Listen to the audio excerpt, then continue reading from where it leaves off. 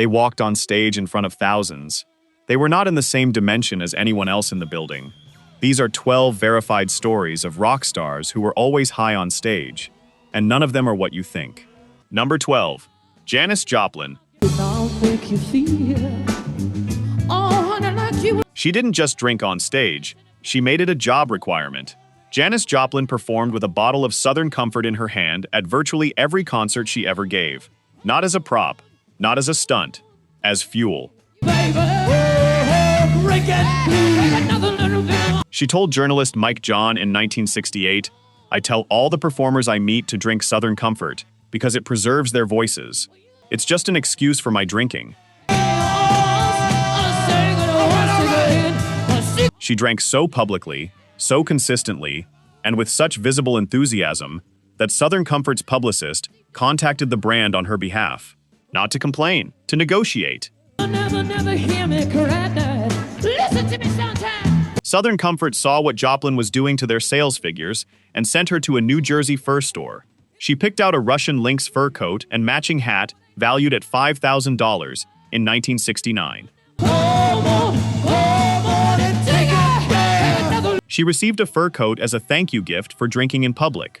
The coat became one of her most iconic stage accessories. She wore it at the slightest threat of cold. At Woodstock in August 1969, she took the stage at 3:30 in the morning and delivered a performance that was later described by Rolling Stone as one of the greatest live sets of the entire festival. She was visibly drunk. The performance was still electrifying. Feel good now. Janis Joplin was arrested in Tampa, Florida in November 1969 for screaming obscenities at a police officer during a concert. She was charged with 2 counts of vulgar and indecent language. She spent the night in jail. She was back on stage the following week. She died on October 4th, 1970, of an accidental heroin overdose. She was 27 years old. Southern Comfort's sales had increased significantly during the years she carried their bottle on stage. The coat they gave her outlived her. So did the music. Number 11. Syd Barrett. He co-founded Pink Floyd. He wrote almost every song on their debut album. And then one weekend, he disappeared. Emily tries, but Syd Barrett was brilliant, charismatic, and deeply, dangerously in love with LSD. By spring 1967, when his bandmate David Gilmour stopped by the studio during the recording of See Emily Play, Barrett looked straight through him. Gilmour said later, "Syd didn't seem to recognize me. He just stared back. I'll go on record as saying that was when he changed. It was a shock. He was a different person." Hardly a sound till tomorrow. Barrett reportedly vanished over a long weekend in late 1967 and came back irrevocably changed. Gazing through trees in sorrow. Bandmate Rick Wright believed he had taken a massive overdose of LSD. On stage, he began detuning his guitar mid-song, playing a single chord for entire sets, standing motionless while the band played around him. On the 1967 US tour, he forgot lyrics mid-performance. He couldn't hold his guitar pick. He would forget what city he was in. In December 1967, the band brought in David Gilmour, just to cover for Barrett during live shows. Then on January 26, 1968, Roger Waters was driving the band to a show. Someone asked, "Shall we pick Syd up?" Someone else said, "Let's not bother." They never picked him up again. Let's try it another way. Pink Floyd became one of the biggest bands in the world. Barrett spent the rest of his life in near-total seclusion. In 1975, while the band was recording Wish You Were Here, an overweight, shaven-headed man walked quietly into the studio. Nobody recognized him. It was Syd Barrett. He was there to listen. He had no idea the album was written about him. If you just learned something you never knew before, there is a whole lot more where that came from. Hit subscribe to The Rock Lens. Every single week, we go deeper into the real stories, secrets, and hidden history behind the music you have loved your whole life. The button is right there. One click. We will see you in the next one. Number 10. Jim Morrison. It would be untrue. He was arrested on stage before the show even started. Jim Morrison of The Doors was the most documented substance-fueled performer in the entire history of rock and roll. Not because of what he took, because of what he did while he was on it. On December 9, 1967, a police officer found Morrison backstage at the New Haven Arena in Connecticut in a shower stall with a woman. The officer didn't recognize him. He ordered him to leave. Morrison said, "Eat me." The officer maced him. Morrison went on stage, performed the concert, and then during the song, "Backdoor Man," described the backstage macing incident in detail to the audience. The police walked on stage and arrested him in front of the entire crowd. He became the first rock star in history to be arrested during a live performance. That was 1967.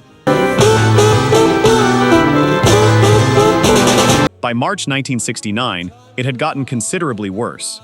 At the Dinner Key Auditorium in Miami, Morrison arrived hours late, visibly intoxicated, after a day-long drinking bender. 10,000 people were crammed into an oversold venue with no air conditioning. What followed is one of the most disputed events in rock history. Come on, baby, light my fire. 6 criminal warrants were issued within days. 20 subsequent concerts were immediately canceled. Miami issued a lifetime performance ban. The Doors never toured America again. Morrison died in Paris on July 3, 1971. He was 27 years old. In 2010, Florida authorities posthumously pardoned him. The charge they pardoned him for? Public drunkenness. Number 9. Carlos Santana. Jerry Garcia handed him something before the show. Carlos Santana had arrived at Woodstock by helicopter on the morning of August 16, 1969. His band had not yet released their debut album. He was 22 years old.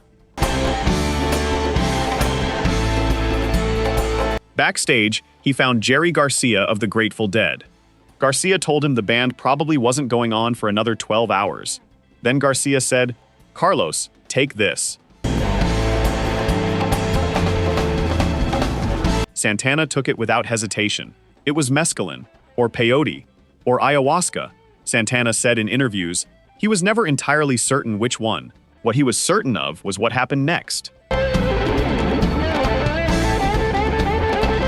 "I was higher than an astronaut's butt," he told People magazine, decades later. He was still peaking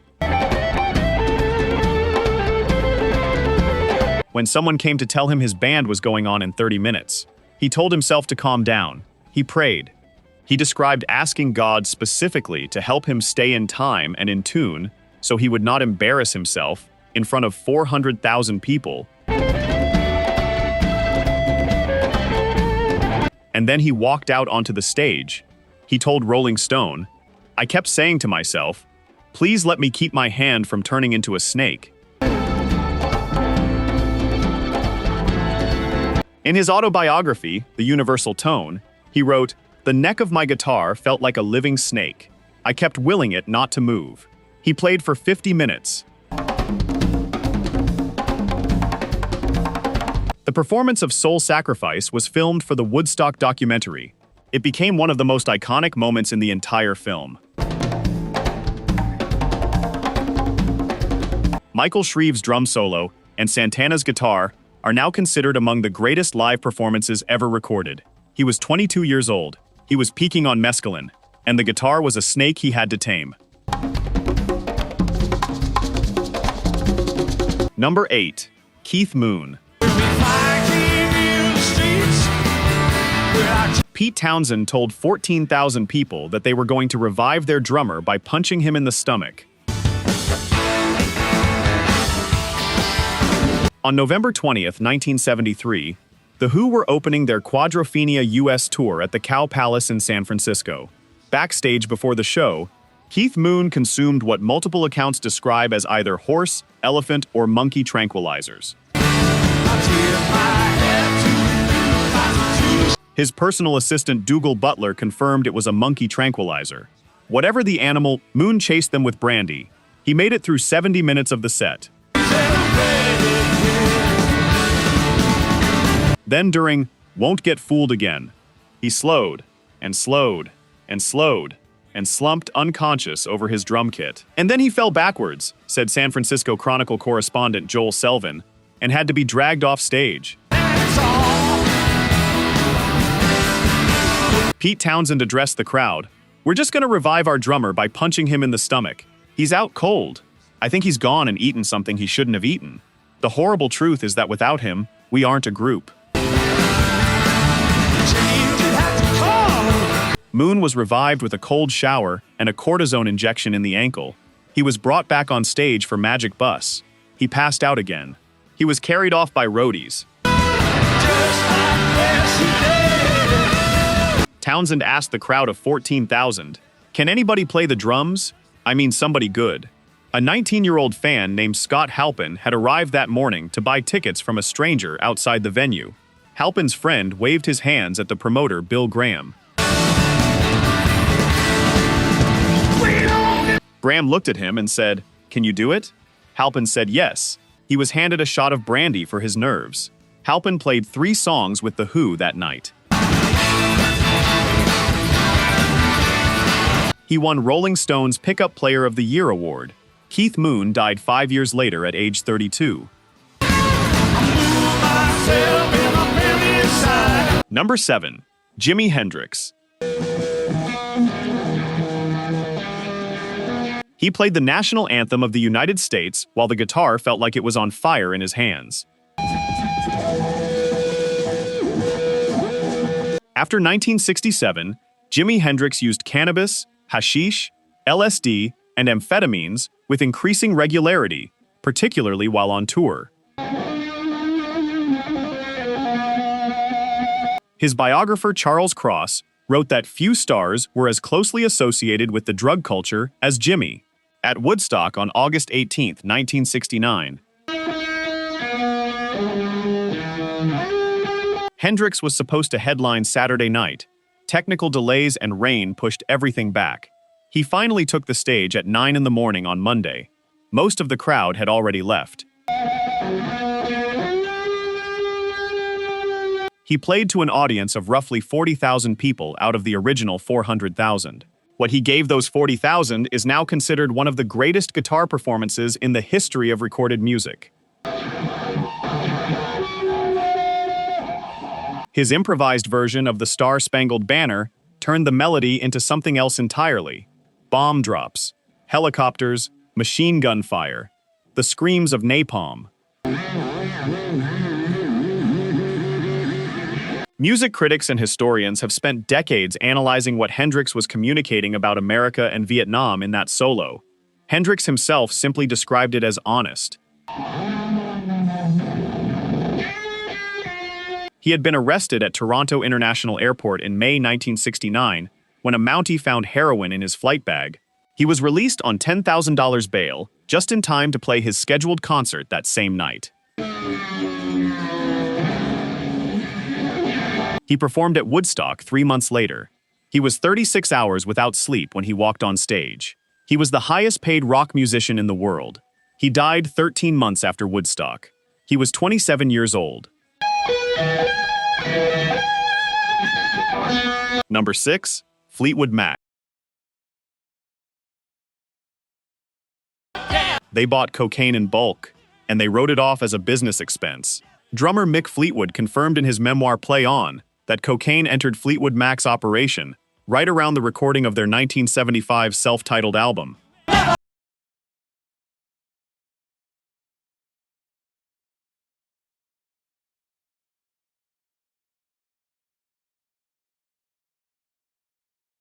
recording Rumors in 1976, one of the best-selling albums in the history of recorded music. The drug was being purchased in quantities large enough that it was distributed to band members and crew alike in individual packets every single night.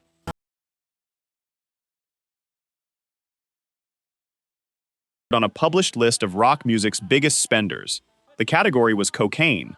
On stage, every member of the band was managing some combination of substances every single night. Two of the band's lead vocalists, Stevie Nicks and Christine McVie, were performing through the cocaine. Lindsey Buckingham was performing through it. Fleetwood himself said he couldn't remember significant portions of the Rumors tour.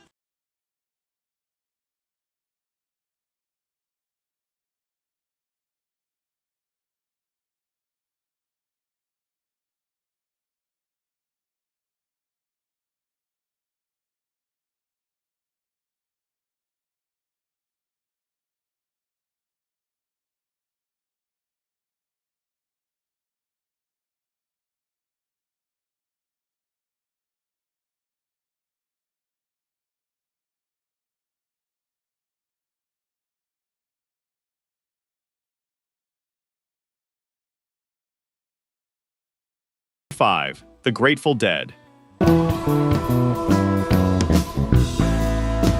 They were not just high on stage. They were conducting a scientific experiment in what human beings could do while completely dissolved. The Grateful Dead built their entire performance philosophy around LSD and improvisation. Their longest documented live performance of Dark Star runs over 47 minutes. They played it differently every single time, sometimes gently, sometimes violently, sometimes in a direction that no one in the band had agreed on in advance. That was the point. Guitarist Jerry Garcia described his relationship with LSD as the foundation of his entire musical identity. He said in multiple interviews that acid had shown him things about music and consciousness that he could not access any other way. The band's sound crew developed an advanced speaker system called the Wall of Sound in 1974. It stood over 4 stories tall. It used over 600 speakers. It was designed specifically to reproduce the harmonic complexity the band heard while on psychedelics. Their concert recording archive, maintained by the band themselves, contains over 2,000 documented live performances. Audio engineers and music theorists have spent decades trying to explain what Jerry Garcia was doing during improvised solos that began with no planned structure and ended somewhere none of them had ever been before. Garcia himself attributed it to the acid. He did not consider this a controversial statement. He said, "We're not in the entertainment business, we're in the transportation business." They performed together for 30 years. Garcia died on August 9, 1995. His cause of death was a heart attack while in drug rehabilitation. He was 53 years old. He had never stopped searching for the thing the acid first showed him. Number 4. Led Zeppelin. Woman, I ain't fooling. I'm gonna send you. They had their own jet. They called it the Starship. And what happened on the Starship was never officially confirmed by anyone who was actually on it. You need cooling. Led Zeppelin's early 1970s touring operation has been described by music historians as one of the most drug and alcohol-saturated touring environments in rock history. Way down inside. Woman, you. Guitarist Jimmy Page had a well-documented relationship with heroin throughout the mid to late 1970s. But this story is really about the stage. Page performed consistently, under the influence of substances while delivering some of the most technically demanding guitar work in the history of rock music. His bowing technique, his multi-neck playing, his ability to hold a crowd of 80,000 people in absolute silence during solo passages, and then detonate them with a single chord. He did all of this, while not entirely in this dimension. Robert Plant said in multiple interviews that the band's creative energy during the physical graffiti era in 1975 was entirely inseparable from the substances that surrounded it. He did not say this as an apology. He said it as a statement of fact. John Bonham, the band's drummer, died on September 25, 1980, after consuming approximately 40 shots of vodka in 12 hours. He was found in his sleep at Jimmy Page's house. Led Zeppelin dissolved the following day. The official statement said, "We could not continue without our dear friend." They never played together again. Number 3. Keith Richards. Keith Richards slept through the greatest riff he ever wrote. He recorded it at 3 in the morning on a portable cassette machine he kept by his hotel bed for exactly this purpose. He woke up, pressed record, played, went back to sleep. Pleased to meet you. He woke the next morning to find 45 minutes of himself snoring after a 30-second guitar idea. That idea became Satisfaction. By the late 1960s, Richards had become so associated with heroin and cocaine that customs officials in multiple countries were given standing orders to search him on arrival. He was arrested in Canada in February 1977 and charged with possession of heroin for the purpose of trafficking, a charge that carried a possible sentence of life in prison. A judge reduced it to a 1-year suspended sentence, on the condition that Richards perform a charity concert for the Canadian National Institute for the Blind. He did, on stage. Richards performed through levels of substance that his bandmates described as medically impossible. Mick Jagger said in a 1971 interview, "Keith is unlike any other human I have ever met. His constitution is simply not from this planet." Richards himself addressed the question directly in his memoir Life, published in 2010. "I was trying to see how far I could go without keeling over. He is still going. He is 80 years old. He has never keeled over." Number 2. The Doors. When the music's over. They had a policy. No matter what state Jim Morrison arrived in, no matter what he had taken, no matter how far gone he appeared backstage, they played the show. Because the alternative was worse. Ray Manzarek, the Doors keyboardist, said in multiple interviews that Morrison's best performances often came from his worst nights. "Something unlocked in him," Manzarek said. "Some wall came down, and what was behind it was terrifying and beautiful at the same time." On the night of March 1st, 1969, at the Dinner Key Auditorium in Miami, Morrison arrived after a day of drinking. He was hours late. 10,000 people had been waiting in a sweltering converted hangar with no air conditioning. What happened next ended the Doors as a touring band. The music is your special. Morrison tried to incite a riot. He screamed at the crowd to take their clothes off. He screamed obscenities. He may or may not have exposed himself. 40 years of investigation could not definitively answer the question. 6 arrest warrants were issued within 4 days. 20 concerts were immediately canceled. Morrison received a 6-month prison sentence. He died before he could serve it. Roger Daltrey of The Who said years later, "Morrison was the most dangerous man I ever saw on a stage. Not because he was violent, because he meant it." Jim Morrison died in Paris on July 3, 1971. He was 27 years old. Every member of his surviving band maintained that no photographs, no recordings, and no documentation ever proved what actually happened in Miami that night. Only the warrants proved that the police believed something did. Number 1. Sly Stone. Dance to the music. He was the most unpredictable performer in the history of American popular music, and that was when he showed up at all. Dance to the music.